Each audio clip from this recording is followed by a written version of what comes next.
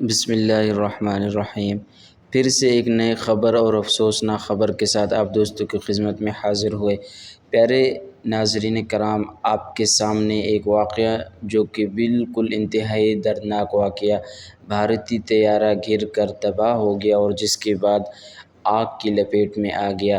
پیارے ناظرین کرام، یہ بھارتی طیارہ حافظ آباد کے قریب لینڈ سے کچھ قبل گر گیا اور یہ لندن کی طرف جا رہا تھا۔ اس کے اندر بدقسمتی سے 242 افراد سوار تھے۔ تو پیارے ناظرین، گرنے کے بعد بالکل ٹکڑے ٹکڑے ہو گیا۔